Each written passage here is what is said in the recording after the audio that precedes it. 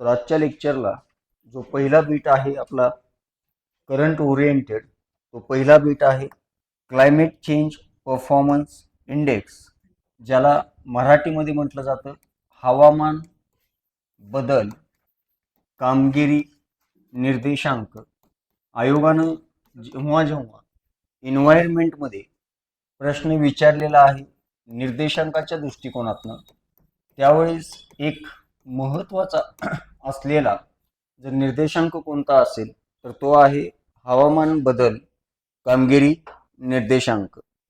एक लक्षात ठेवा माझं विधान, जेव्हा एन्व्हायरमेंट बाबतच्या कुठल्याही बातम्या तुम्ही वाचत असाल पेपरमध्ये किंवा मॅगझिनमध्ये, दोन आंतरराष्ट्रीय संस्थांचे रिपोर्ट कधीही विसरायचे नाहीत.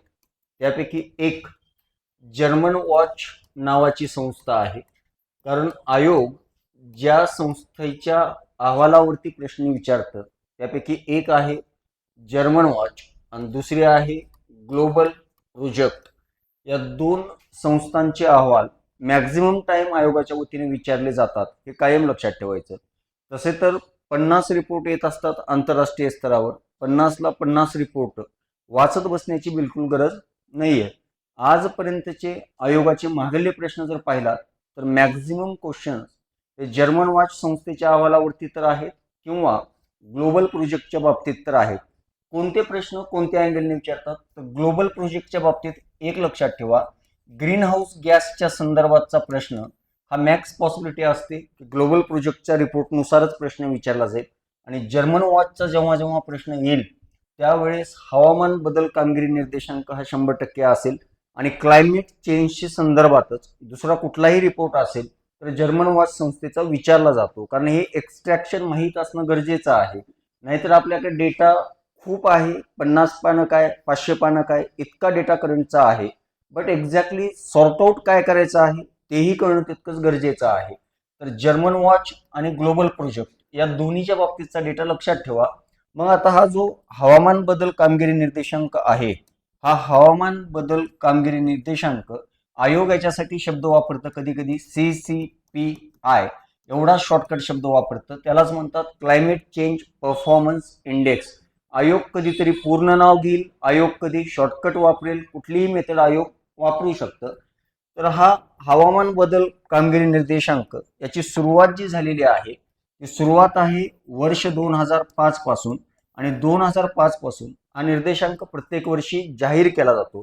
असं काही नाहीये की 2 वर्षालाच येणार, 1 वर्षाला, तर प्रत्येक वर्षी जाहीर केला जातो. आणि विशेष म्हणजे 3 संस्थांच्या वतीनं हा निर्देशांक तयार केला जातो. पण या 3 संस्थांपैकी एक जर कुठली महत्वाची असेल तर ती आहे जर्मन वॉच. त्यामुळं आयोग जनरली एकच शब्द वापरतं, जर्मन वॉच संस्थेच्या वतीनं काढला जाणारा हा निर्देशांक. आता निर्देशांक करते काय किंवा याच्यामध्ये ज्या देशांचा क्रम लावला जात आहे तो कशाच्या बाबतीत लावला जात आहे, तर जेव्हा हा निर्देशांक तयार केला जात आहे त्यावेळेस संबंधित देशानं पर्यावरण विषयक बाबीवर जे काही पॉलिसीज किंवा धोरणं तयार केलेत आणि हवामान बदलासाठी जे काही सत्कार्य किंवा चांगलं काम केलेत त्या कामाच्या आधारावरती या निर्देशकामध्ये देशांची यादी लावली जाते. 2025च्या निर्देशात जगातल्या किती देशांचा अभ्यास केला गेला असेल तर 63 देशांचा अभ्यास केला गेला. आणि 63 देशासोबत आणखीन जर कोण असेल तर युरोपियन युनियन, तुम्हा सर्वांना माहीत असेल ही एक आंतरराष्ट्रीय संघटनाच आहे. सार्क, ब्रिक्स जसे आहेत, G20 तसंच एक आहे युरोपियन युनियन. युरोपियन युनियनचे सदस्य राष्ट्र जितके काही असतील ते, आणि त्याशिवाय जगातले आणखी किती देश, 63 देश. या सर्व देशांचा अभ्यास किती निकषाच्या आधारावरती केला तर 4 निकषाच्या आधारावरती केला. आता हे 4 निकषापैकी कोणते आहेत तर हवामान बदलासंदर्भातची राबवली गेलेली धोरणं त्या देशाच्या वतीनं जे काही असतील ते, इवन त्या देशामध्ये निर्माण होणारी अक्षय ऊर्जा असेल या संदर्भातचा एक निकष यामध्ये वापरला गेला. आणि अशा 4 निकषांच्या आधारावरती या 63 देशांचे आणि युरोपियन युनियन मधल्या सदस्य राष्ट्रांची काय तयार केली गेली, यादी तयार केली गेली.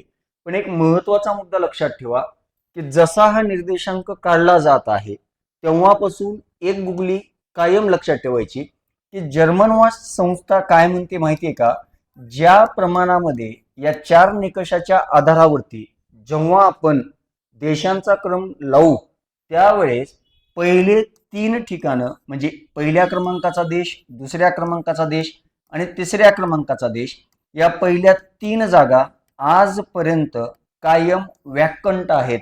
म्हणजे पहिल्या क्रमांकाचा देश या निर्देशकात नाही, दुसऱ्या क्रमांकाचा नाही, तिसऱ्या क्रमांकाचाही नाही.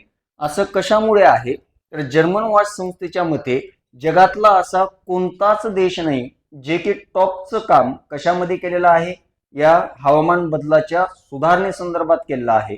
मग जेव्हा हा निर्देशांक जाहीर केला जातो तेव्हा कितव्या क्रमांकापासूनची यादी जर जाहीर केली जात असेल तर ते मात्र 4थ्या क्रमांकावर कोण आहे, 5व्या क्रमांकावर कोण आहे आणि 6व्या क्रमांकावरती कोण आहे हे 3 देश सांगितले जातात किंवा 4 पासून यांचे पुढे क्रम लावले जातात. जर आता 2025 नुसार जर विचार केला तर डेन्मार्क हा 4थ्या क्रमांकाला आणि एकूणमध्ये जर प्रघातानुसार म्हणायचं झालं तर पहिल्या क्रमांकाचा म्हणलं तरी चुकीचं नाहीये. तसं तर पहिल्या 3 जागा वॅकंटच आहेत आणि 4थ्या क्रमांकाला कोणाचं मेन्शन आहे, नाव डेन्मार्कचं आहे. मग त्या अर्थाने डेन्मार्कला पहिलं म्हणता येतं का, त्या अर्थाने म्हणतोय मी. पण रिपोर्टनुसार तो कितव्या क्रमांकाला आहे, 4थ्या, कारण वरल्या 3 जागा तर कशा आहेत, वॅकंटच आहेत. यानंतर 5व्या क्रमांकाला जर कोण असेल तर 5व्या क्रमांकाला आहे नेदरलँड आणि त्याच्यानंतर 6व्या क्रमांकाला जर कोण असेल तर ते मात्र युनायटेड किंगडम. हे पहिले 3 देश आहेत जे की CCPI 2025 नुसार या क्रमाने यांना मांडावं लागतं. याशिवाय डेन्मार्कच्या बाबतीत आणखीन एक गोष्ट लक्षात ठेवा, डेन्मार्कमध्ये एक नुकताच आता एक प्रोजेक्ट चालू झालाय. माझ्या माहितीनुसार तो प्रोजेक्ट मिथेनॉलच्या संदर्भात आहे आणि जगातला पहिला असा प्रकल्प डेन्मार्कने केलेला आहे सुरू. तरीही डेन्मार्क एक्झॅक्टली कोणत्या कारणामुळे चर्चेत आहे उद्याच्या लेक्चरला मी सांगतो. पण आता एवढ्यासाठी तर लक्षात ठेवा की CCPI नुसार सुद्धा डेन्मार्क चर्चेमध्ये आहे. मग आता सर्वात वाईट कामगिरी जर कोणत्या देशाची असेल तर सर्वात वाईट कामगिरी वर्ष 2025च्या रिपोर्टनुसार 67व्या क्रमांकाला स्थित आहे, ते मात्र इराण. आणि जेव्हा केव्हा तुम्ही कुठलाही रिपोर्ट वाचत असाल किंवा कुठलीही पर्सनॅलिटीजचा अभ्यास करत असाल तर ते पर्सनॅलिटीज इराण किंवा इराक या दोन्हीपैकी कोणत्या जर एका देशाची असेल, इराण किंवा इराक, तर आजपर्यंत आयोगाचा ट्रेंड असा आहे, गुगली टाकत असताना धावपळीमध्ये प्रश्न चुकावा यासाठी इराणच्या ठिकाणी कधी कधी आयोग इराक करत असतं आणि एवढा मायनर चेंज आपल्या लक्षात येत नाहीये. जेव्हा जेव्हा इराण किंवा इराक चर्चेत राहण्याचं कारण असतं त्यावेळेस हायली फोकस्ड ठेवायचं की तिथे इराणच आहे का इराकच आहे, हे मात्र कायम लक्षात ठेवा. इराण आणि इराक हे 2 वेगवेगळे देश आहेत. तर सर्वात शेवटी कोण आहे, इराण आहे. इराण नंतर नंबर 66व्या क्रमांकाला जर कोण असेल तर 66व्या क्रमांकाला आहे सौदी अरेबिया आणि सौदी अरेबिया नंतर जर कोण असेल 65व्या क्रमांकाला तर ते आहे युनायटेड अरब अमिराती, ज्याला संयुक्त अरब अमिराती असं सुद्धा म्हटलं जातं. मग जनरली निर्देशकांचा अभ्यास करत असताना माझे एक स्टेटमेंट कायम लक्षात ठेवा, 80 ते 90% पॉसिबिलिटी असते आयोग कधीही शेवटच्या क्रमांकाच्या देशाबद्दल जास्त भानगडीत पडत नाहीये. मॅक्स पॉसिबिलिटी 80% असते प्रश्न इथे कॉइन होण्याचा आणि याच्यासोबत पॅचअप दिलं जातं भारताच्या अनुषंगाने. आता जर वर्ष 2025 मध्ये भारताचा जर विचार केला गेला तर भारत 10व्या क्रमांकावरती स्थित आहे. 2025चा रिपोर्ट सांगतो की भारत कितव्या क्रमांकावरती आहे, 10व्या. मग 2024 मध्ये जर भारत कितव्या क्रमांकावरती होता तर तो मात्र 7व्या क्रमांकावरती होता आणि भारत 7व्या क्रमांकावरून कितव्या क्रमांकावरती गेलाय, 10व्या क्रमांकावरती आता गेलाय. म्हणजे भारताची सुधारणा आहे का अधोगती आहे, एवढं तर लक्षात ठेवा की भारताची कामगिरी बिघडली आहे. आता 7 गुण 10 वर गेलाय म्हणजे नंबर 1 काम झाले असं म्हणतात. हे नंबर 1 काम नाहीये, कळतंय का? ठीक. तर भारत गेल्या वर्षी कितव्या क्रमांकावरती होता, 7व्या. आता कितव्या आहे, 10व्या क्रमांकावरती. आणि एन्व्हायरमेंट मध्ये मॅक्झिमम टाइम विचारला गेला इंडेक्स हाच आहे कायम. त्यामुळे लक्षात ठेवा भारताचं स्थान मात्र चुकता कामा नये. भारत या वर्षी आहे 10व्या क्रमांकावरती आणि लास्ट टाइम होता 7व्या क्रमांकावरती. कुठेतरी तुलनात्मक प्रश्न भारताच्याच अनुषंगाने टाकला जातो. जर प्रश्न मल्टीलायनर टाईप मध्ये असेल तर 2024चाही भारत माहीत असणं गरजेचं आहे. सुधारणा झाली तरी माहीत असणं गरजेचं असतं आणि जर अधोगती झाली तरी माहीत असणं गरजेचं असतं. हे विधान मात्र लक्षात असू द्यात. आणि हा आहे 2025चा. जर कोणता निर्देशांक असेल तर तो आहे हवामान बदल कामगिरी निर्देशांक 2025. यानंतर जो सर्वात महत्वाचा बीट आहे, येणारी ग्रुप बी, सी आणि सरळ सेवा जितके विद्यार्थी देणार आहेत, हा रिपोर्ट ॲज इट इज तुम्हाला पाठच असणं गरजेचं आहे. मॅक्स पॉसिबिलिटी आहे येणाऱ्या ग्रुप बी किंवा सी प्रिलिम्सला त्याच्यावरती प्रश्न येणं. आणि तो रिपोर्ट आहे भारत वनस्थिती अहवाल. जर तुम्ही सरळ सेवा देणार असाल तर सरळ सेवेला हा प्रश्न वन लाईनर टाईप मध्ये येईल आणि जर ग्रुप बी अँड सी देणार असाल तर हा प्रश्न मल्टी लाईनर टाईप मध्ये येईल. भारत वनस्थिती अहवाल 2023. टायटलमध्ये इसवी सन काय आहे ते पाहत जावा. टायटलमध्ये आता आपण 2025 मध्ये आहोत याचं लॉजिक लावू नका. 2025चा रिपोर्ट डिसेंबरमध्ये येईल आणि डिसेंबर म्हणजे आता चालूच आहे. लास्ट आठवड्यामध्ये 2025चा रिपोर्ट येईल. पण येणाऱ्या ग्रुप बी अँड सी ला मॅक्स पॉसिबिलिटी आहे 2023च्या भारत वनस्थिती अहवालावरती एक तरी प्रश्न आपल्याला पाहायला भेटेल. कारण का याच्यावरती प्रश्न येणं राज्यसेवेला अपेक्षित होतं पण राज्यसेवेला त्याच्यावरती प्रश्न विचारलेला नाहीये. त्यामुळे येणाऱ्या ग्रुप बी किंवा सी ला 100% याच्यावरती प्रश्न पाहायला भेटेल. याच अहवालाला आयोग म्हणतं ISFR. हे सुद्धा शॉर्टकट नाव वापरतं आणि ISFR म्हणजे इंडिया स्टेट फॉरेस्ट रिपोर्ट 2023 म्हणजेच भारत वनस्थिती अहवाल 2023. या रिपोर्टची बेसिक माहिती काय आहे ते पहिल्यांदा क्लिअर करतो. हा जो रिपोर्ट आहे भारत वनस्थिती अहवाल, हा रिपोर्ट काढला जातो वर्ष 1987 पासून. आणि दुसरी महत्वाची गोष्ट, हा रिपोर्ट प्रत्येक वर्षी काढला जात नाही. हा रिपोर्ट जो येतो हा प्रति 2 वर्षाला काढला जातो. म्हणजे दर 2 वर्षांनी जाहीर केला जाणारा हा रिपोर्ट आहे.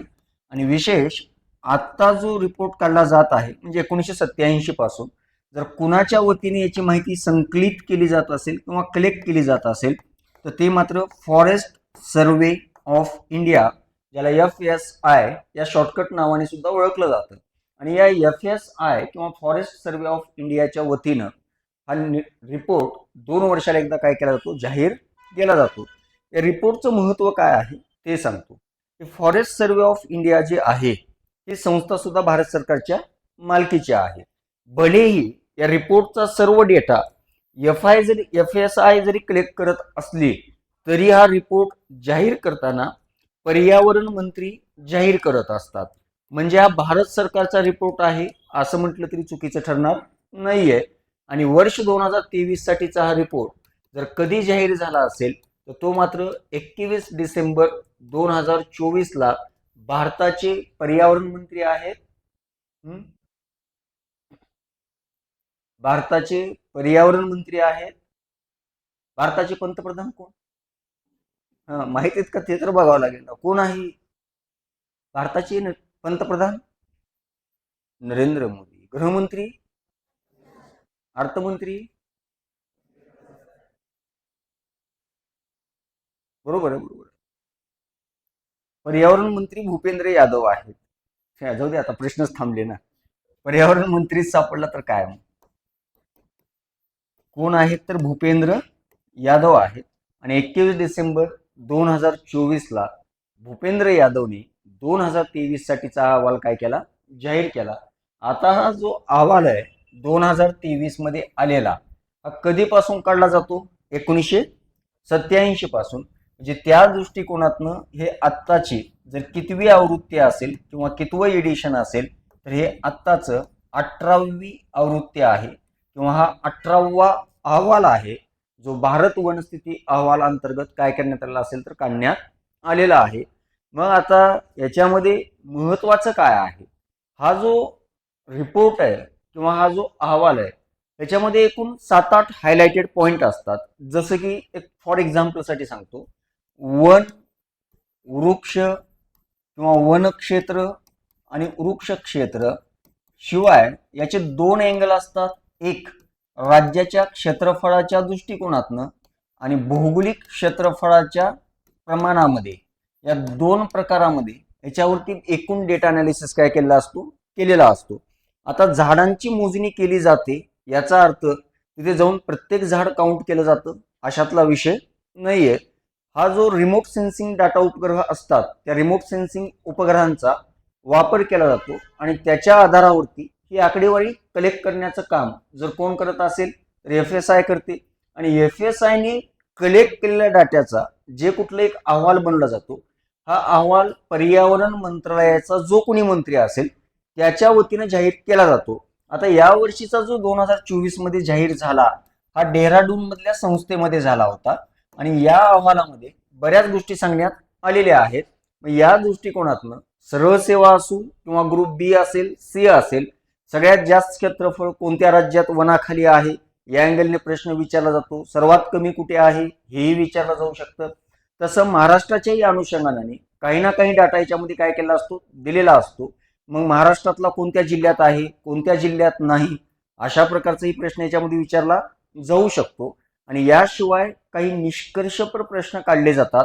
जसं की लास्ट टाइम रिपोर्टच्या तुलनेमध्ये वर्ष 2023 नुसार वृक्षामध्ये वाढ झाली आहे का कमी झालेली आहे का घट झालेली आहे, या एकूण अनुषंगाने यामध्ये प्रश्न विचारले जाऊ शकतात. मग आता हा जो 2023चा रिपोर्ट आहे या 2023च्या रिपोर्टनुसार पहिलं सगळ्यात महत्वाची गोष्ट काय आहे तर या रिपोर्टमध्ये भारतामध्ये असलेलं वन आणि वृक्ष क्षेत्र यांचं क्षेत्रफळ किती आहे हे जर सांगितलं गेलं असेल तर वन आणि वृक्ष क्षेत्र या दोघांचं मिळून असलेलं क्षेत्रफळ जर भारतातलं किती असेल तर सद्यस्थितीला 8,27,356.95 स्क्वेअर किलोमीटर इतकं क्षेत्रफळ भारतातलं जर कुणी व्यापलेलं असेल तर वन आणि वृक्षाने व्यापलेलं आहे. आता तुम्ही या न्यूमेरिकल डेटाकडे असं बघतात की मॅगझिनमध्ये सुद्धा वाचताना त्याला बॉक्स करून ठेवणार, त्याला अंडरलाईन करणार, हायलाईट करणार, रेड पण करणार. आयोग इथे प्रश्न विचारत नाहीये. हे जस्ट ॲव्हरेज मास्तर आहे, शिकवताना तिथून शिकवावं लागते म्हणून मला सांगावं लागते. याच्या पलीकडे काही विशेष नाहीये. प्रश्न इथे आयोग कधीच विचारू शकणार नाही की एकूण क्षेत्रफळ किती आहे, पण प्रश्न कुठे कॉइन होऊ शकतो. मी जेव्हा म्हणत आहे इथं प्रत्येक शब्दावर तुम्हाला लक्ष ठेवायचंय. वन आणि वृक्ष क्षेत्र या दोन्हीचं कॉम्बिनेशन मिळून भारताच्या एकूण भौगोलिक क्षेत्रफळापैकी, मग आता भूगोलमध्ये तुम्हाला माहित आहे भारताचं ॲव्हरेज क्षेत्रफळ 32 लाख स्क्वेअर किलोमीटर आहे. किती आहे? 32 लाख स्क्वेअर किलोमीटर आहे. जर समजा भारताचं 32 लाख स्क्वेअर किलोमीटर इतकं क्षेत्रफळ जर असेल तर 32 लाख स्क्वेअर किलोमीटर पैकी 8 लाख तर कशाने व्यापलेला आहे? वन आणि वृक्षाने. आता वन आणि वृक्ष याचा सरळ अर्थ सांगतो, एकदम जॉग्राफिकल डिफाईन करत नाही पण थोडक्यात माहिती असावं. जिथं 1-2 एकर झाडच लावलेली आहेत त्याला काय म्हणावं? आता जर सलग प्रदेश 1-2 किलोमीटरचा जर झाडांचा असेल तर त्याला काय म्हणतात? जंगल म्हणतात का वन म्हणतात? जंगल म्हणायचं नसते का? जंगल कशाला म्हणतात ते सांगा. जाऊ द्या, आता बघू आपण जंगल कशाला म्हणू.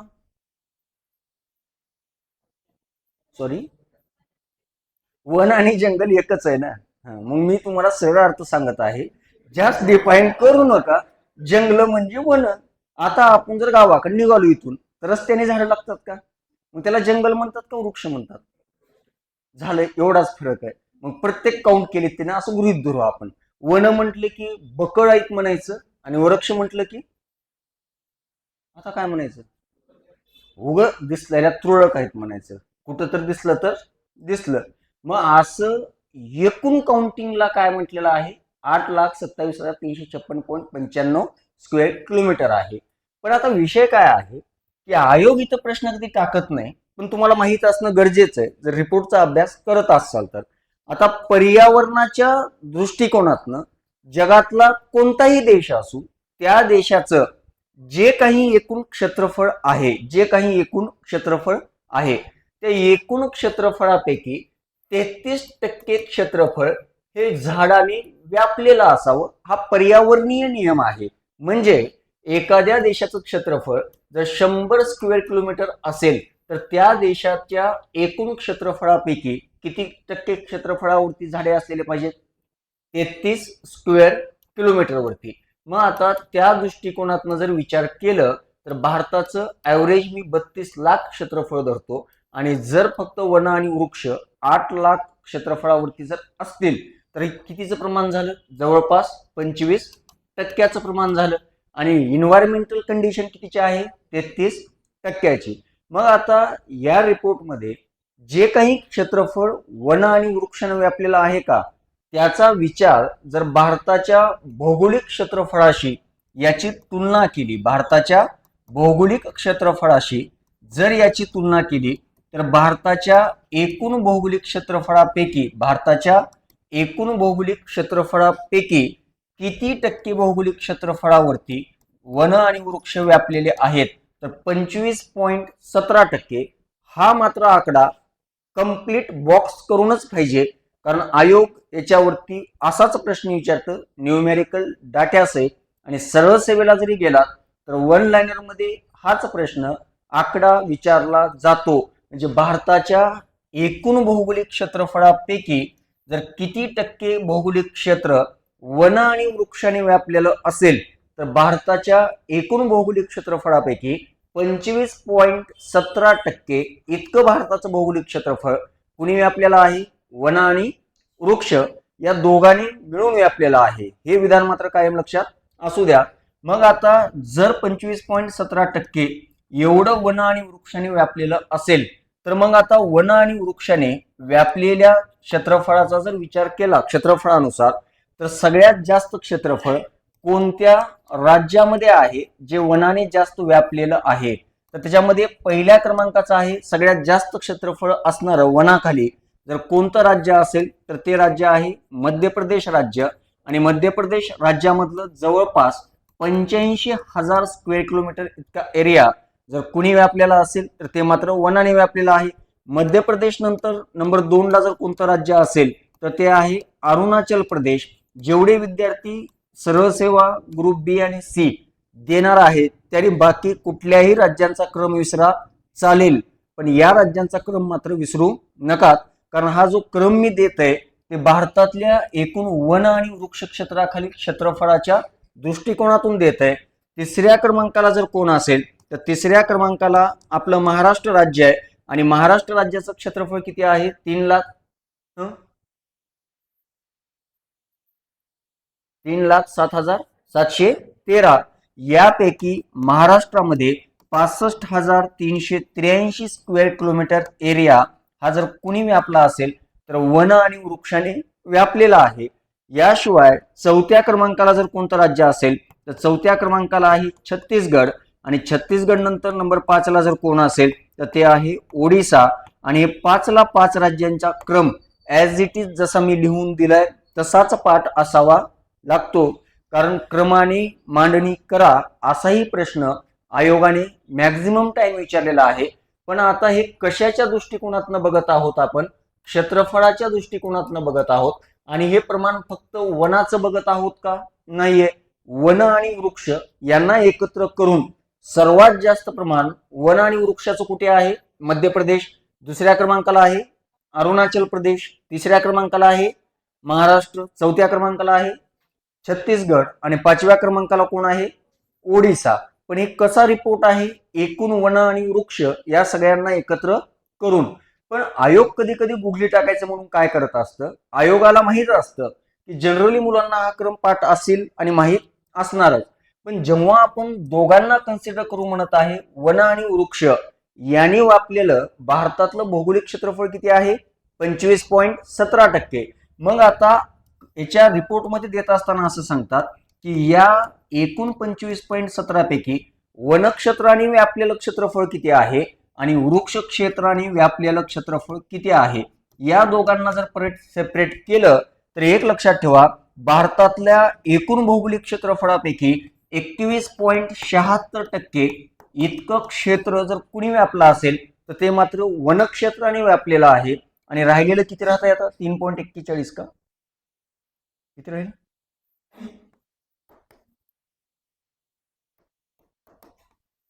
3.41 बरोबर आहे ना? बेरीज करा बरं. बरोबर आहे. बेरीज झाली का नाही तुमची? अगोदर लिहून घ्या बेरीजचं, पुन्हा बघू आपण. तर वनक्षेत्राने व्यापलेलं कोण आहे? वनक्षेत्र जर कुठे किती टक्के असेल तर 21. आता फक्त एक लक्षात ठेवा, प्रश्नामध्ये वन आणि वृक्ष क्षेत्र असं जर म्हटलं तर उत्तर येईल 25.17%. आणि जर प्रश्नामध्ये फक्त वनक्षेत्र म्हटलं असेल तर उत्तर येईल 21.76%. इकडं आयोग कधीच जात नाही, इथला आकडा आयोग कधीच विचारत नाही. आयोग जिथे गोंधळ करतो ते फक्त दोनच पॉइंट आहेत. एक तर वनक्षेत्राचं प्रमाण 21.76 आणि वन आणि वृक्ष क्षेत्राचं प्रमाण किती आहे? 25.17%. आणि ऍज इट इज 0.76 0.17 असंच माहित पाहिजे. आयोग कधी कधी करत असताना 25.17 25.40 असं सुद्धा विधान या रिपोर्टच्या बाबतीत करत असते. त्याच्यामुळे एक्झॅक्ट आकडा माहित असणंच गरजेचं आहे. तर तो किती प्रमाण आहे? 25.17% आहे.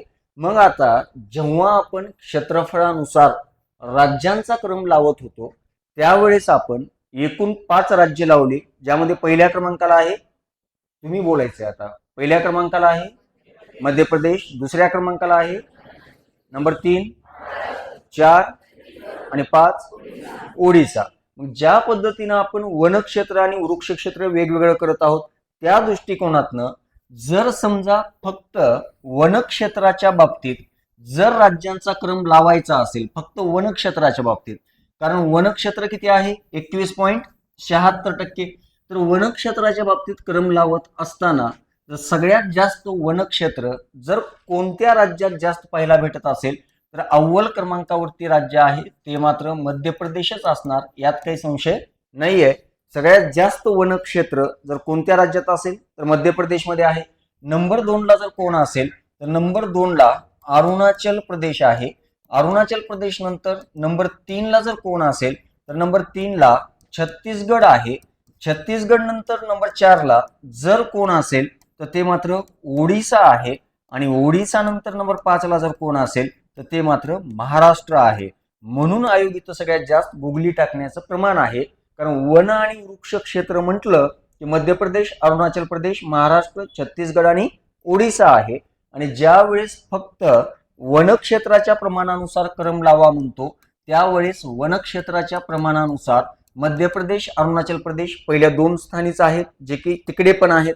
आणि पण इकडं वनक्षेत्राच्या बाबतीत तिसऱ्या क्रमांकाला जो महाराष्ट्र आहे तो कितव्या क्रमांकाला येत आहे? 5व्या क्रमांकाला येत आहे. आणि त्याच्या खालची 4थ्या आणि 5व्या क्रमांकाची वरच्या पोझिशनला जात आहेत. म्हणजे इथला छत्तीसगड 3 नंबरला गेला, ओडिसा 4 नंबरला गेला आणि महाराष्ट्र 5 नंबरला आला. हे मात्र लक्षात ठेवा. मग आयोगाला 2च पॉसिबिलिटी आहेत. राज्यांचा क्रम लावा म्हटलं की गुगली टाकण्याचं फक्त 2च केंद्र आहेत, एक वन आणि वृक्ष आणि फक्त वनाच्या बाबतीत. मग जसं वनाच्या बाबतीत मध्य प्रदेश, अरुणाचल प्रदेश, छत्तीसगड, ओडिसा आणि महाराष्ट्र हे पहिले 5 राज्य आहेत, तसं वृक्ष क्षेत्राच्या बाबतीत अव्वल असणारी राज्य कोणती आहेत ही माहित असणं आमच्यासाठी काय आहे? गरजेचं आहे. तर वृक्ष क्षेत्राच्या क्षेत्रफळाबाबतीत अव्वल क्रमांकाला असणाऱ्या राज्यामध्ये जर पहिल्या क्रमांकाला कोण असेल तर पहिल्या क्रमांकाचं राज्य आहे महाराष्ट्र. आणि महाराष्ट्र वृक्ष क्षेत्राच्या बाबतीत जर कितव्या क्रमांकाला असेल तर पहिल्या क्रमांकाला आहे. वृक्ष क्षेत्राच्या क्षेत्रफळाबाबतीत महाराष्ट्र कितव्या क्रमांकाला आहे? पहिल्या क्रमांकाला. तुम्हाला महाराष्ट्रामध्ये असं सलग जंगल कुठे दिसलेत का? कुठे दिसली? गडचिरोली वगैरे थोडस विदर्भातला भाग सोडला तर बाकी कुठे आहेत? लातूरमध्ये काय दिसते? लातूरमध्ये काय दिसते? वाळवंट दिसते मास्तर म्हणावं. काय दिसते लातूरमध्ये? लातूरमध्ये जंगल आहे कुठे? असतं तर काय केलं असतं? महाराष्ट्रामध्ये पाहायला भेटत नाही, पण वृक्ष आहेत का? आहेत. दुसऱ्या क्रमांकाला आहे राजस्थान आणि तिसऱ्या क्रमांकाला आहे उत्तर प्रदेश. आता हे तर एकदम कॉन्ट्रास्ट आहे, कुणाच्याच डोक्यात हे लॉजिक लागत नाही की महाराष्ट्र, राजस्थान आणि उत्तर प्रदेश असेल. त्यामुळं वृक्ष क्षेत्रांच्या बाबतीत अव्वल क्रमांकाचे 3 राज्य कोणते कोणते आहेत? महाराष्ट्र, राजस्थान आणि उत्तर प्रदेश. वन आणि वनक्षेत्राच्या बाबतीत मध्य प्रदेश, अरुणाचल प्रदेश, महाराष्ट्र, छत्तीसगड आणि ओडिसा. वनक्षेत्राच्या बाबतीत मला माहित आहे तुम्ही माझ्यासोबत बोला, तुम्हाला माहित नाही म्हणून मी आला इथं. Number 1 Madhya Pradesh, number 2 Arunachal Pradesh, Chhattisgarh, Maharashtra. आणि वृक्ष क्षेत्राच्या बाबतीत जमलं, आता काही अडचण नाही. ठीक. मग आता हा झाला एकूण भारताच्या दृष्टिकोनातनं रिपोर्ट. पण आता माझा साधा सिंपल प्रश्न असा आहे, गोव्याचं क्षेत्रफळ जास्त आहे का मध्य प्रदेशचं क्षेत्रफळ जास्त आहे? कुठलं जास्त आहे? मध्य प्रदेश. मग आता मला सांगा, वनाचा आणि वृक्षाचं प्रमाण मध्य प्रदेशमध्ये जास्त असेल का गोव्यामध्ये जास्त असेल? साधा प्रश्न आहे ना. तुम्हाला ही जुगाड का बरं सांगून जाते माहितीये का? याच्या आधारावरती जर काहीच डाटा आठवत नसेल तर भूगोलच्या आधारावरती राज्याचं क्षेत्रफळ आठवलं तरी याचं उत्तर फेकता येतं. काय करता येते? फेकता येतं. डाटा तुम्ही काय काय लक्षात ठेवणार आहात आणि किती लक्षात ठेवणार आहात? हा मास्तर, ही बी खरं आहे बघा. आम्हाला फक्त जुगाडच शिकवा, तुम्ही फेकाफेकी जरी शिकवलात तरी बस झालं, एवढं तर जमलं पाहिजे ना आपल्याला. माझं मत काय असते, पेपर ब्लँक सोडून नाही यायचा, मॅक्झिमम अटेम्प्ट पाहिजेत ना. तर फेकताना मसोबाचं नाव घ्यायचं नाही, ते काय प्रसन्न होत नाही. फेकताना किमान लॉजिक तर असावं ना, कुठल्या तर बेसवर फेकलं पाहिजे. मग आता माझा प्रश्न असा आहे की गोव्यामध्ये वन आणि वृक्ष जास्त असतील का मध्य प्रदेशमध्ये असतील? साधा प्रश्न आहे, साधं उत्तर द्या, लॉजिक लावत बसू नका तिथं. मध्य प्रदेशमध्ये असतील. मग आता गोव्याचं काय पाप आहे? आता कधीच गोवा पहिल्या क्रमांकाला येणार नाही ना, का येईल? कधीच गोवा पहिल्या क्रमांकाला येणार नाही. मग आता मी असं गृहीत धरतो की गोव्याचं क्षेत्रफळ किती आहे, तर 100 स्क्वेअर किलोमीटर आहे. गोव्याचं कोणतं क्षेत्रफळ आहे? भौगोलिक क्षेत्रफळ. ठीक, जसं महाराष्ट्राचं 3,07,713 आहे तसं उदाहरणात 100च घेऊ, तेवढे एक्झॅक्ट आकडे नको. आणि मध्य प्रदेश दुप्पट आहे असं धरून आपण किती धरू? 200 स्क्वेअर किलोमीटर धरू. आता मला सांगा, गोव्याचं क्षेत्रफळ आहे किती? 100. 100 पैकी 50 स्क्वेअर किलोमीटर वरती वन पाहायला भेटतात. किती? 50 स्क्वेअर किलोमीटर भूमीवरती काय भेटतात आपल्याला? वन आणि वृक्ष पाहतात. तसं मध्य प्रदेशच्या 200 स्क्वेअर किलोमीटर एरिया आहे, पण 60 स्क्वेअर किलोमीटर वरती वन पाहायला भेटतात. किती? 60. बरोबर आहे. मग आता वन क्षेत्रफळानुसार पहिल्या क्रमांकाचं राज्य दोन्हीत कोणतं? गोवा. मग कोणतं? अरे काय तुम्ही बी कोमात जा आणि मला पण कोमात घाला. गोवा कस काय असेल? त्याचं 50 आहे, याचं किती आहे? 60 आहे. मग पहिल्या क्रमांकाचं राज्य कोणतं आहे? मध्य प्रदेश आहे ना. आता मध्य प्रदेशचं क्षेत्रफळच किती आहे? 200 आहे. आणि गोव्याचं किती? 100. मग आता त्या तुलनेत जर विचार केला तर गोवा इज ग्रेट, पण क्षेत्रफळानुसार कोण आहे? मध्य प्रदेशाचं. आता एकच लक्षात ठेवा, जर तुम्हाला क्षेत्रफळानुसार असा शब्द जर प्रश्नामध्ये असेल तर राज्याचा आकार बघून फेकायचं. कळते? जितका राज्याचा आकार मोठा तितकं वनाचं प्रमाण जास्त. मग आता जर मला समजा तुम्हाला जर म्हटलं भौगोलिक क्षेत्रफळाच्या तुलनेत, नीट विधान आहे का माझं? कारण आयोगाचं जेव्हा एक्झाम हॉलमध्ये बसतात का त्यावेळेस तुम्ही कोमात जाचाल. आता ते जाऊ नये म्हणून एवढं सुटसुटीत सांगत आहे. आता गोव्याचं एकूण भौगोलिक क्षेत्रफळ किती आहे? उदाहरणानुसारच घ्या, भूगोलनुसार घेऊ नका. किती आहे? 100. आता भौगोलिक क्षेत्रफळाच्या तुलनेत वनक्षेत्राचं असलेलं प्रमाण पर्सेंटेज मध्ये सांगा किती टक्के? 50%. हुशार आहात की तुम्ही. ठीक, किती टक्के? 50. आता मला असं सांगा, मध्य प्रदेश राज्याच्या भौगोलिक क्षेत्रफळाच्या तुलनेत वनक्षेत्राचं प्रमाण किती आहे? अप्रॉक्स सांगा. 30%. मग आता ग्रेट कोण? गोवा. समजते? मग लहान क्षेत्रफळ असलं की प्रमाणात अव्वल असते, आणि एकूण क्षेत्रफळ जर विचारलं तर आकाराने मोठं असलेलं राज्य कसं असते, अव्वल असते. कळते?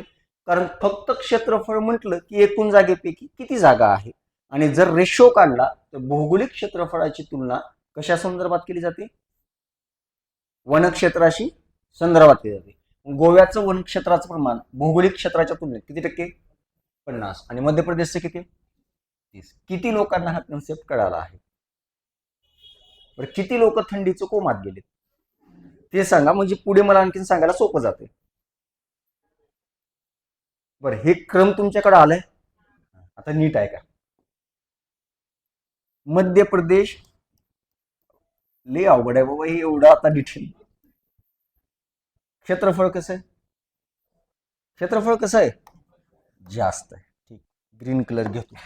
आता ही सगळी झाड आहेत, व धरा म्हणजे गृहित धरा, झाड नाही, काय करा, गृहित धरा हे सगळे काय आहेत, झाड आहेत. आता गोव्याचं क्षेत्रफळ एवढंच आहे. इथं सुद्धा काय आहे, झाडच आहेत. हा, बस झाडच म्हणा गोव्यात. गोव्याऐवजी सिक्कीम गेला पाहिजे होतं, पण ठीक आहे, आता जाऊ द्या, गोवा तर गोवा. ठीक, मग आता मला सांगा, वन आणि वृक्षाचं प्रमाण जास्त कुठे आहे, जास्त कुठे असेल? हा, मध्य प्रदेशमध्ये सगळ्यात जास्त जागा कुणी व्यापलेली असेल, वृक्षाने. पण आता हे जे क्षेत्रफळ आहे याची तुलना, म्हणजे भौगोलिक म्हणजे काय म्हणायचं माहितीये का मला, भौगोलिक म्हणजे मध्य प्रदेश राज्याचं एकूण क्षेत्रफळ. ठीक, एकूण क्षेत्रफळ, याची तुलना वनक्षेत्राशी केली आहे का आपण? नाही ना केली. केली आहे का? नाही. तसं हे सुद्धा गोव्याचं कोणतं क्षेत्रफळ आहे, भौगोलिक, याची तुलना आपण वनक्षेत्राशी केली आहे का? नाही. मग आता याचं 100 स्क्वेअर किलोमीटर क्षेत्रफळ आहे, आणि यापैकी वन आणि वृक्ष किती आहेत, 50 स्क्वेअर किलोमीटर.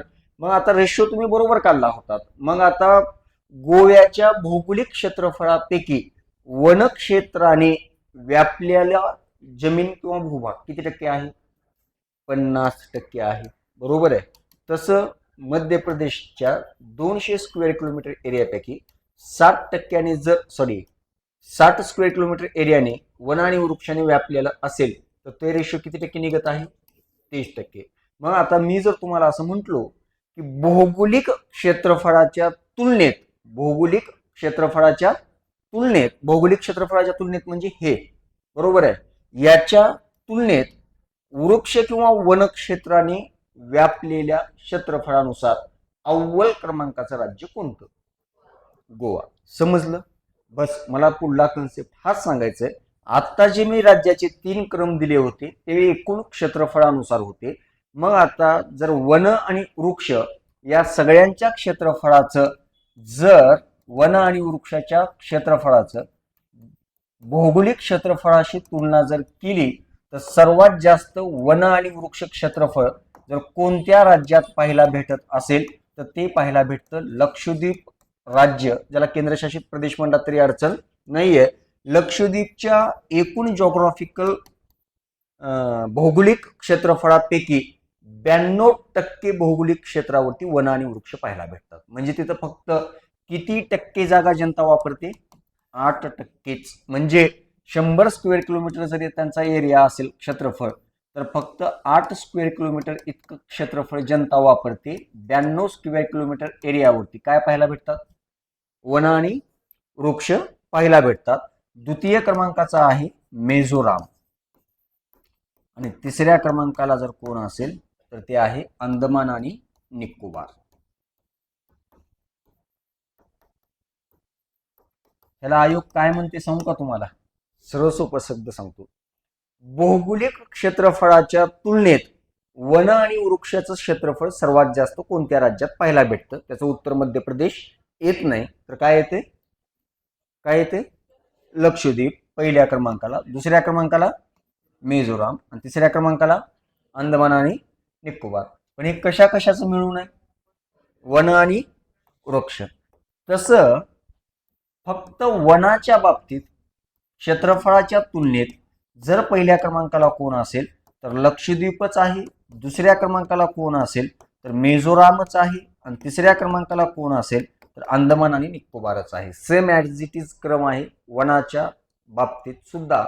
आणि वृक्षांच्या बाबतीत वृक्ष की वृक्ष, वृक्ष की वृक्ष, परत एकदा वन सेकंड. वृक्ष आहे ते. जोड शब्द आहे का नाही? जोड शब्द आहे का नाही? आहे का? इथं सुद्धा लक्षद्वीप, मिझोराम आणि अंदमान आणि निकोबार, काहीच चेंज नाही. कुठेही विचारू द्या आयोगाने, कुठेही विचारू द्या म्हणते, कुठेही. तरी तिन्हीचाही क्रम सारखाच आहे. पण हे तिन्हीचे क्रम मी जे दिले आहेत एकूण भौगोलिक क्षेत्रफळाच्या तुलनेत आहे. बरोबर आहे. भौगोलिक क्षेत्रफळाचं गुणोत्तर कशासोबत काढलेलं आहे? वन आणि वृक्ष क्षेत्रफळाच्या तुलनेत काढलेलं आहे. तर फक्त क्षेत्रफळानुसार म्हटलं तर मध्य प्रदेश पहिल्या क्रमांकाला, आणि भौगोलिक क्षेत्रफळाच्या तुलनेत वृक्षांचं क्षेत्रफळ जास्त असलेलं म्हणलं तर तुलनेत म्हटल्यानंतर पहिल्या क्रमांकाला कोण येतं? लक्षद्वीप येतं. काय येतं? लक्षद्वीप. आणि तिन्ही ठिकाणी पहिल्या क्रमांकाला कोण आहे? लक्षद्वीपच. दुसऱ्या क्रमांकाला कोण आहे? मिझोराम. तिसऱ्या क्रमांकाला कोण आहे? अंदमान आणि निकोबार. हा झाला या रिपोर्ट मधला दुसरा सगळ्यात महत्वाचं वैशिष्ट्य. या रिपोर्टमध्ये तिसरी गोष्ट काय सांगितलेली आहे हे मात्र ऑब्झर्वेशनसाठी कायम तुमच्या डोक्यामध्ये असणं गरजेचं आहे. तर ऑब्झर्वेशन पण असं सांगितलेलं आहे की भारतामध्ये असे 19 राज्य आणि केंद्रशासित प्रदेश आहेत. आता हे कोणते ते गरजेचं नाही, पण किती आहेत ते माहीत असणं गरजेचं आहे. तुम्हाला सांगत असताना मी पहिल्यांदा एक स्टेटमेंट दिलं होतं की एकूण भौगोलिक क्षेत्रफळापैकी किती टक्के जागेवरती हे असलं पाहिजे? वन. 33%. आणि कोणती कंडिशन आहे? पर्यावरणीय कंडिशन आहे. भारतामध्ये असे 19 राज्य आणि केंद्रशासित प्रदेश आहेत. त्यांच्या भौगोलिक क्षेत्रफळावरती एकूण भौगोलिक क्षेत्रफळापैकी 33% अधिक वने पाहायला भेटतात. म्हणजे अशी कामगिरी भारतातल्या एकूण 36 केंद्रशासित प्रदेशांनी घटक राज्यापैकी किती राज्यांनी केलेली आहे? 19 राज्यांनी केलेली आहे.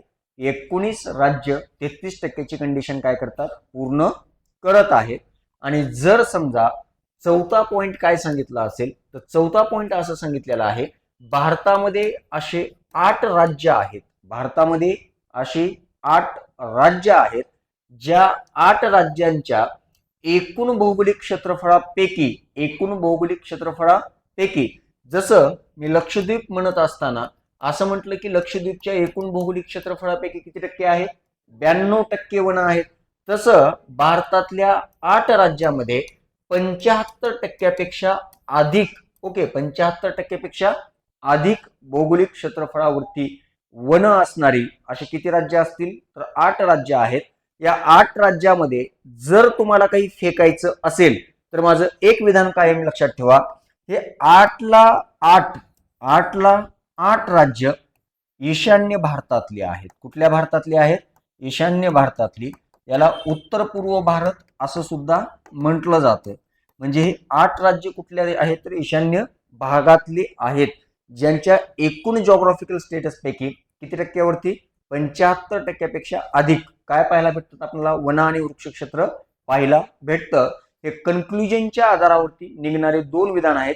सरळ सेवेला इथे प्रश्न विचारला जाणार नाही, पण ग्रुप बी आणि सी ला जे विद्यार्थी जाणार आहेत त्याने मात्र हे 2 स्टेटमेंट कायम लक्षात ठेवा. मग आता इतक्यावरती हा रिपोर्ट संपतो का? तर इतक्यावरती हा रिपोर्ट संपत नाहीये. मग आता 2023च्या अगोदर कधी आला होता रिपोर्ट? 2021 मध्ये. मग ज्या पद्धतीनं 2023ची आकडेवारी सांगितली जात आहे, वन किती आहेत, वृक्ष किती आहेत, त्या आधारावरती 2021च्या तुलनेत 2023 मध्ये वाढ झाली आहे का घट झाली आहे याचाही अभ्यास केला जाईल. जसं की अगोदरपेक्षा क्षेत्रफळ वनाखालचं कमी झालेलं आहे का वाढलेलं आहे याचाही अभ्यास केला जाणार आहे का नाही? 100% केला जाणार आहे. मग आता या दृष्टिकोनातनं एक लक्षात ठेवा, 2021च्या रिपोर्टच्या तुलनेत 2023 मध्ये भारतातल्या वनक्षेत्रात वाढ झाली आहे. आयोग मल्टीलाइनर क्वेश्चन टाकत असेल तर 4 विधानापैकी एक विधान 100% हे असतं. पहिलं विधान असतं किती टक्के आहे ते 25.17%. दुसरं विधान वाढ किंवा घट याच्याशी अनुसरून असतं. आणि हे विधान मात्र लक्षात ठेवा की 2021च्या तुलनेत 2023 मध्ये भारतातल्या वन आणि वृक्ष क्षेत्रात वाढ झाली आहे का घट झाली आहे, तर 100% वाढ झाली आहे. मग 2021च्या तुलनेत 2023 मध्ये रिपोर्ट पाहत असताना सगळ्यात जास्त वाढ वृक्षांची आणि वनांची जर कोणत्या राज्यात झाली असेल तर हे राज्याचं नाव मात्र माहीत असणं 100% गरजेचं आहे. आणि सर्वात जास्त वाढ वृक्षांची छत्तीसगड राज्यामध्ये झालेली आहे. हे विधान मात्र कायम लक्षात असू द्या की छत्तीसगड राज्यात सर्वात जास्त वन आणि वृक्षांची काय झालेली आहे, वाढ झालेली आहे. बाकी दुसऱ्या क्रमांकाचं राज्य माहीत नसलं तरी चालतंय, इतका काही फरक पडणार नाहीये. तरी मी दुसऱ्या क्रमांकाचं सांगून जातो. मी इथं उत्तर प्रदेश राज्य आहे, माहीत नसलं तरी चालतंय पण माहीत असावं म्हणून सांगून जातोय. उत्तर प्रदेश हे दुसऱ्या क्रमांकाचं राज्य आहे जिथं वृक्ष काय झाले आहे, वाढ झाले आहे. तसं 2021च्या तुलनेत 2023 मध्ये कोणत्या ना कोणत्या राज्यात घट झाली असेल का नाही, तर 100% घट झालेली आहे. मग आता सगळ्यात जास्त घट कुठे होऊ शकते, कॉमन लॉजिक आहे जिथं ऑलरेडी जास्त वन आहेत तिथं सगळ्यात जास्त काय होऊ शकते, म्हणजे जंगल तोड झाल्यामुळं घट होईल का नाही, 100%. मग आता बघा एकदम कॉन्ट्रावर्सी टाईप स्टेटमेंट तयार होतं. सगळ्यात जास्त वनाचं प्रमाण कोणत्या राज्यात आहे, मध्य प्रदेश. तर सगळ्यात जास्त घट सुद्धा कुठे होणार, मध्य प्रदेश. बस एवढाच एक हिंट लक्षात ठेवायचं, जास्ती कोमात जाण्याची गरज नाही. मध्य प्रदेशमध्ये अगोदरच बकळ आहेत, पुन्हा अजून बकळ कशाला वाढवतील, काय करतील, बकळ कमी करतील. मग घट कुठे असेल सगळ्यात जास्त, मध्य प्रदेशमध्ये असेल. विधान कायम लक्षात ठेवा. मग सगळ्यात जास्त घट कोणत्या राज्यात झाले, मध्य प्रदेशमध्ये झालेले आहे. मध्य प्रदेश नंतर द्वितीय क्रमांकाचं राज्य सांगून जातो, कर्नाटका स्टेट. द्वितीय क्रमांकाचं आहे कर्नाटका स्टेट, जिथे सगळ्यात जास्त काय आहे, घट आहे. मग आता तुम्हाला एक विधान सांगतो, जर समजा वाढ झाली असेल 2000 स्क्वेअर किलोमीटर एरियाची, किती, 2000 square kilometre area last time पेक्षा वाढला आहे, आणि घट किती झालेली आहे, 1500 स्क्वेअर किलोमीटर एरियाची. आता 2000 मायनस 1500 केल्यास किती उरते, 500. आता हे 500 वाढच असणार आहे का घट असणार आहे, वाढ असेल का घट असेल, वाढच असेल ना. तर या विधानाला गृहीत धरून हे दिलेलं स्टेटमेंट असतं. म्हणजे घट मायनस केल्यानंतर वाढला आहे का कमी झाला आहे.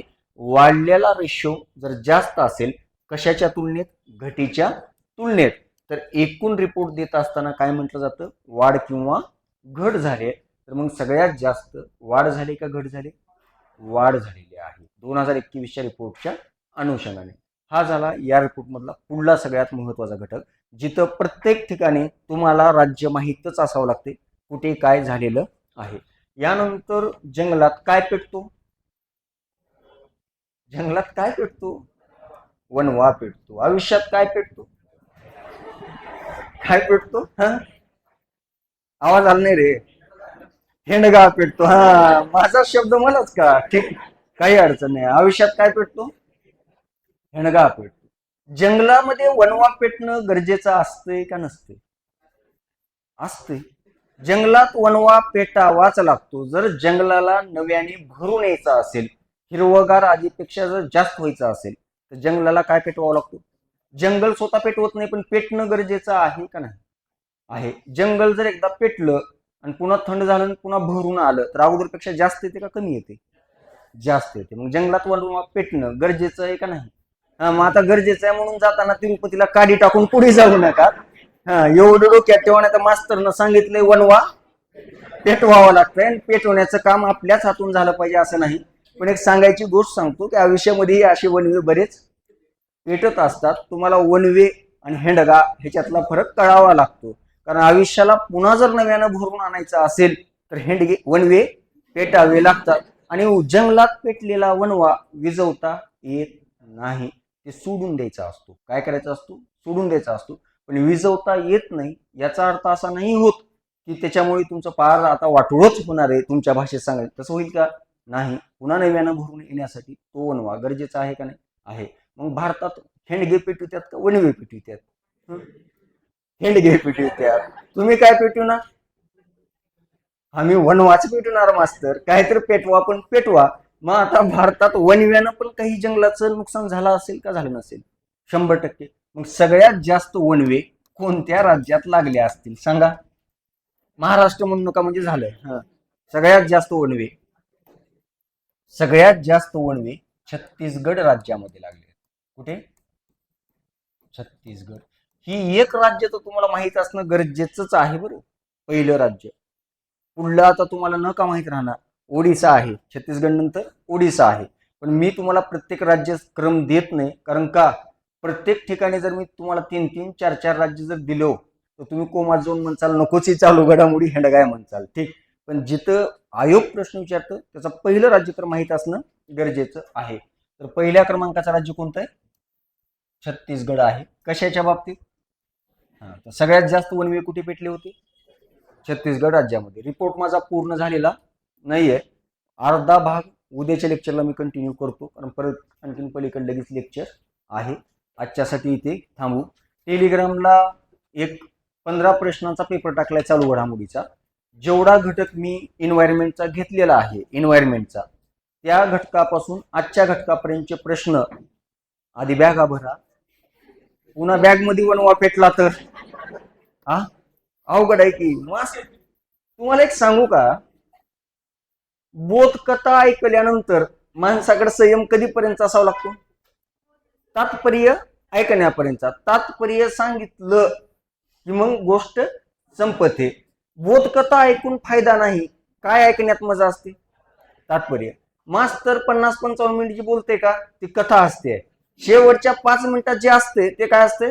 तात्पर्य. आणि त्याच टायमाला तुम्हाला काय भरायचं असते? बॅगा. म्हणून आमच्या विषयात वन वे कमी हेड गेले पेटले, बाकी काही कारण नाही दुसरं. त्यामुळे समजून घ्या. शेवटच्या 2-3 मिनिटातच माणूस कामाचं आणि महत्वाचं, म्हणजे 55 मिनिट फालतू बोलते असं बी नाही. म्हणजे एक सांगायचा, बाकी सगळ्यापेक्षा महत्वाचं शेवटच्या टप्प्यात असते आणि ते हातचा राखून ठेवावंच लागते. तर गेल्यानंतर टेलिग्रामचा पेपर आधी बघा, डाउनलोड करा. डायरेक्ट तिसऱ्या पानावर जाऊ नका. आन्सर की आहे. तुम्हाला सवय काय असते माहिती आहे का? किती पानं आहेत, किती पानं आहेत बघायचे नाही. एक पासून चालू करायचे. 15 प्रश्न आहेत. 10 मिनिटाचं काम आहे.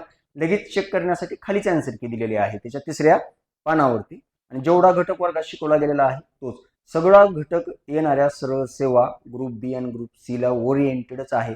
आपल्याला जास्त देत बसायची गरज नाही आणि सवय पण नाही. त्यामुळे जितका डेटा दिला जात आहे त्याचं कलेक्शन एकाच वहीत करा. आज ही वही सापडली मास्तर अंड, उद्या ही सापडली, असलं करू नका. डेटा कलेक्टिव्ह देत आहे, त्यामुळे एकत्र लिहून घ्या. काही अडचण नाहीये. आजच्यासाठी इथे थांबू. Thank you so much.